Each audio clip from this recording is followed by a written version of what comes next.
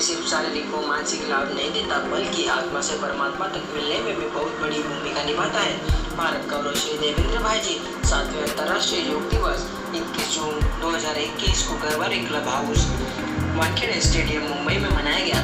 एक बड़े ही भव्य और सार्थक रूप से इसका आयोजन भारत गौरव श्री देवेंद्र भाई जी द्वारा किया गया। वो योग गुरु राष्ट्रीय स्वर्ण पदक विजेता श्री कृपेश कविकर ने सभी गणमान्य अतिथियों को आसन व प्राणायाम करवाया। श्रद्धेय देवेंद्र भाई जी ने अपने ध्यान और योग से लोगों को प्रेरित किया और कहा कि ध्यान हमारे जीवन में किसी चमत्कार से कम नहीं, अगर नियमित रूप से इसका अभ्यास किया जाए तो। और साथ ही महाराष्ट्र प्रदेश के बीजेपी उपाध्यक्ष श्री राज के पुरोहित जी ने भी सभी लोगों को आह्वान करते हुए कहा कि नियमित रूप से हम सभी को योग जरूर करना चाहिए। इस कार्यक्रम में विभिन्न धर्मों के धर्मगुरु ने शिरकत की, जिसमें मौलाना मुफ्ती मंजूर, आयुर्वेदिक विशेषज्ञ सुशील भैया जी, कैंसर विशेषज्ञ डॉक्टर अमजद खान, प्रकाश चोपड़ा जी, प्रशांत जवेरी जी, हाजी शेख जी जैसे कई अन्य प्रसिद्ध व्यक्ति और सामाजिक कार्यकर्ताओं ने योग के बारे में जागरूकता और समाज के लिए योग के महत्व को बढ़ावा देने के लिए योग किया। इस कार्यक्रम का सफल संचालन श्रीमती विधि प्रवीण जैन द्वारा किया गया।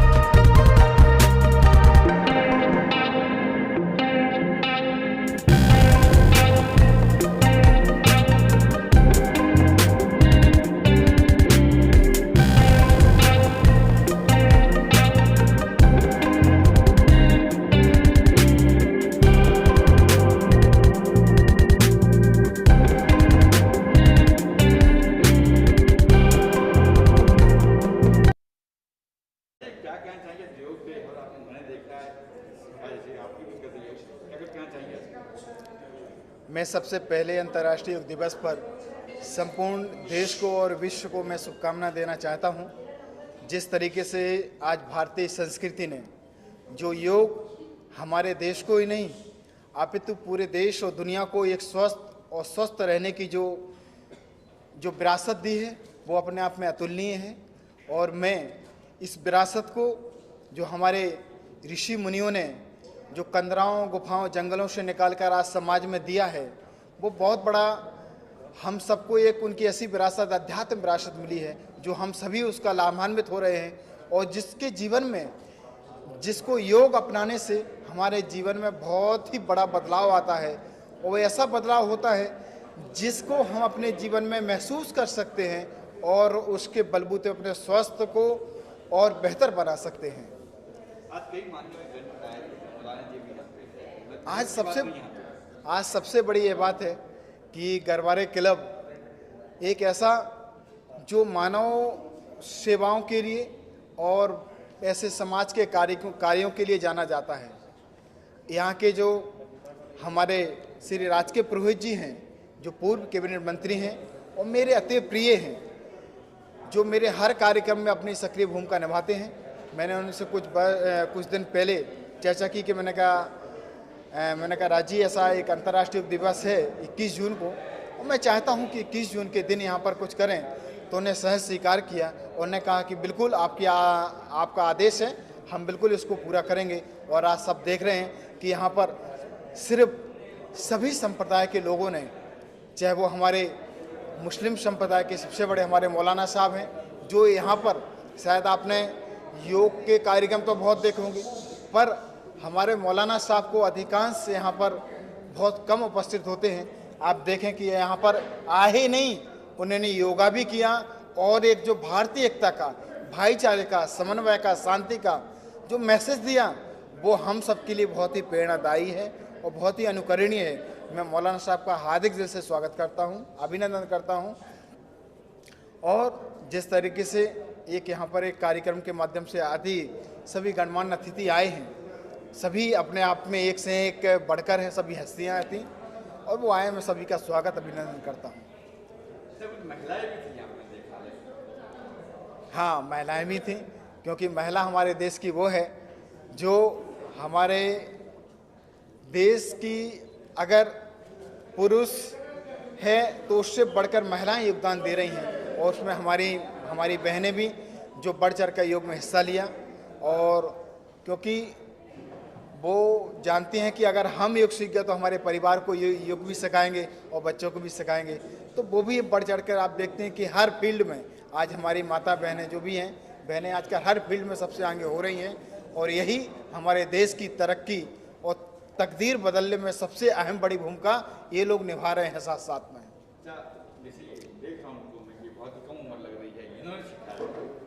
सबसे पहले मैं कृपेश के बारे में एक बात बताना चाहता हूँ। मैं दी योगा इंस्टीट्यूट में 2017 में था जब मैं, तो ये वहाँ पर योग सीखने आया था। एक सामान्य परिवार से है लेकिन इसने अपने बलबूते पर जिस तरीके से अपनी क्षमताओं को निखारा और योग के माध्यम योग को समर्पण किया, आज ये अनेक देश में ही, भारत में नहीं अनेक देशों में योग का कार्यक्रम भी करता है और योग को इतनी अच्छी तरह से जीता भी है।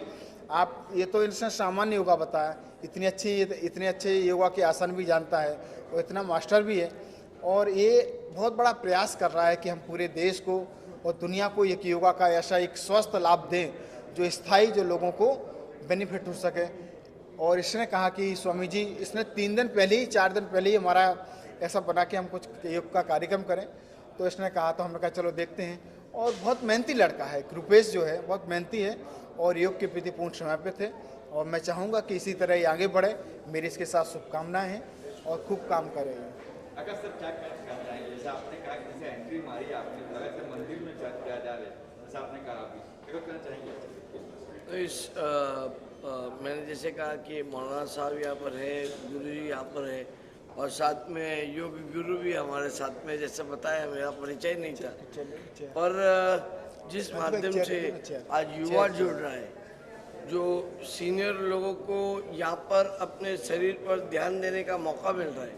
और जैसे गुरुदेव ने कहा कि महिलाओं के बारे में भी ये कहना चाहूँगा कि महिला घर परिवर्तन भी करती है और इस देश का परिवर्तन भी कर रही है। तो जब वह घर को संभाल पा रही है सब जगह, तो यहाँ पर आके योगा कराकर, योगा के अंदर भाग लेकर महिलाओं का भी बहुत बड़ा योगदान है। और आगे जाकर हम युवा, सीनियर और जैसे जितने लोग जुड़ते हैं उतने लोगों योग का पावर पड़ता है और योग करने से हम भी योग्य बनते हैं कि हमारे समाज में ऐसे कार्य कर आगे कार्यक्रम लेकर लोगों तक पहुंचने का ये माध्यम भी बन चुका है। अंतर्राष्ट्रीय योग दिवस के निमित्त नरेंद्र मोदी साहब ने भी कहा योग करो और योग्य के नाते बनो। तो इस माध्यम से मैं आप सभी को शुभकामना देना चाहता हूँ। आप सभी के साथ मुझे बैठने का भी अवसर मिला, तो मैं अपने आप को एक कहना चाहूँगा कि आज मेरे लिए शुभ दिवस है।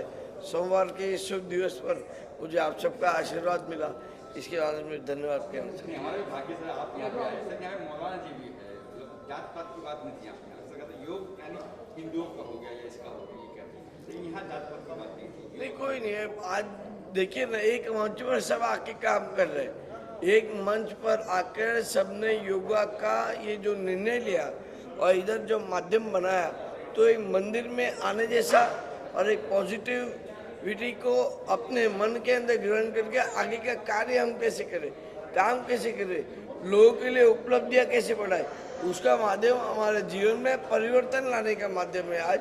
और परिवर्तन के माध्यम से हम आगे बढ़ रहे हैं। मुझे भी अच्छा मौका मिला आज के दिन, इसके लिए मैं आप कितना योग करते हैं रियल लाइफ? मैं रियलिटी में कहूँ तो पूरे हफ्ते के अंदर 7 दिन के अंदर शनिवार और रविवार तो मेरे एक परिवार को थोड़ा देता हूँ, क्योंकि 5 दिन तो मैं योगा करता हूँ फिर योग्य बनता हूँ। तो वो दोनों योग्य बनने के बाद अगर 5 दिन योगा करूँ तो 2 दिन योग्य भी बनूँ कि मैं परिवार को भी संभाल पाऊँ, अपने शरीर को भी संभालूँ और दुनिया में जितने लोगों से वंचित हो, जिन लोगों से मिलना करना ना होता है, उनसे मिलके मुझे जो अंतर शक्ति मिल रही है वो उनके साथ फैलाऊं।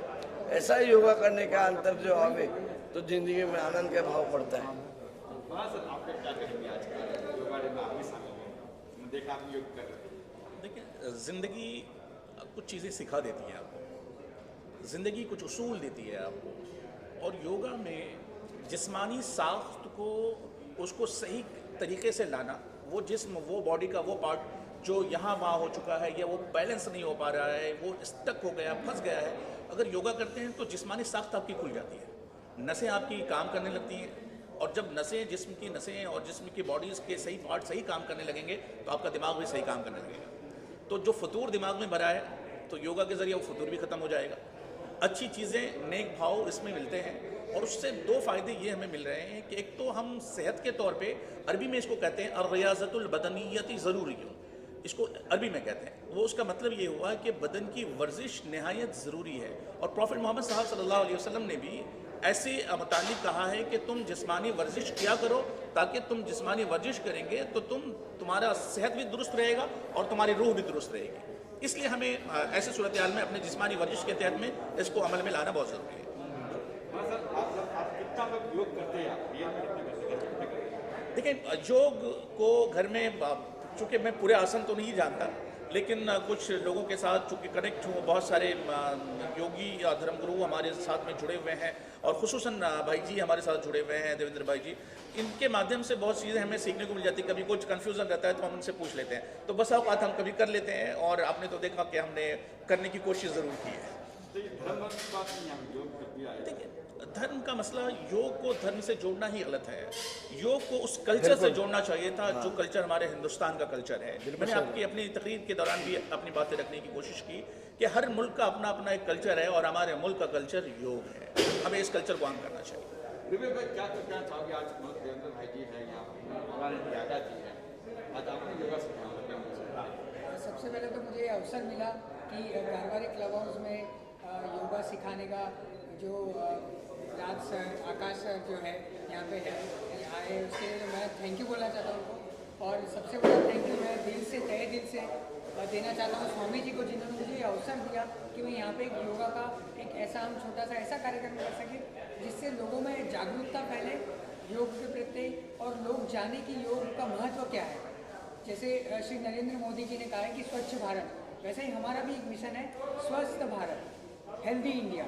तो वो हमें, जैसे कोरोना आज बहुत फैल रहा है ना घर घर में, वैसे ही योग को हमें घर घर में फैलाना है और इस इंडिया को और इस दुनिया को मेडिसिन फ्री करना है, दवाई मुक्त करना है, ताकि मैं नहीं चाहता हूँ कि कोई भी दवाई ले।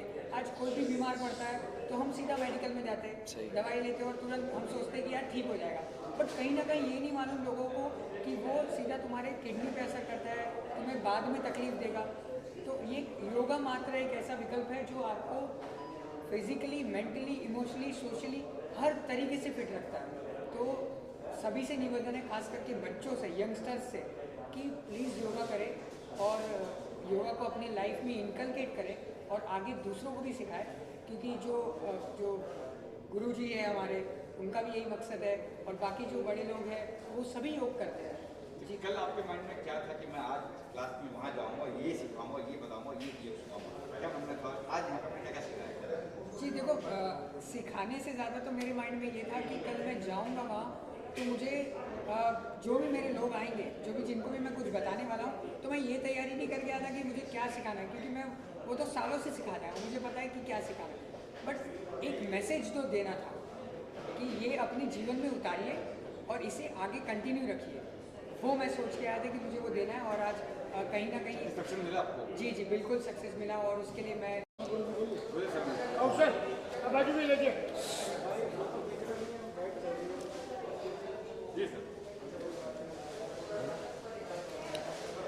मैं सबसे पहले आज जो जिस तरह से हमारे वक्ताओं ने आज बात रखी अपनी अपनी, बहुत ही सराहनीय है।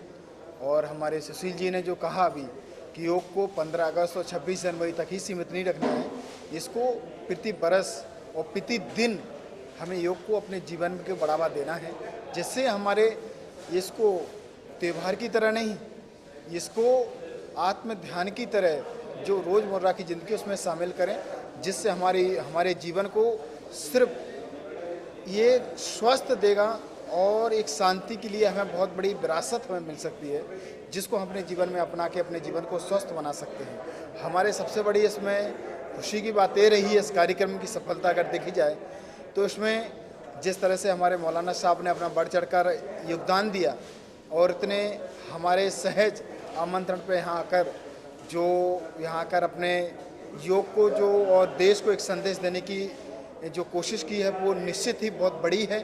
और जो लोग जो हिंदू, मुस्लिम और तमाम ऐसी जो एक को धार्मिक गतिविधि में लिप्त रहते हैं, धार्मिक गतिविधियों में जो योग को धार्मिक से मतलब धर्म से जोड़ते हैं, मैं उनको बताना चाहता हूँ योग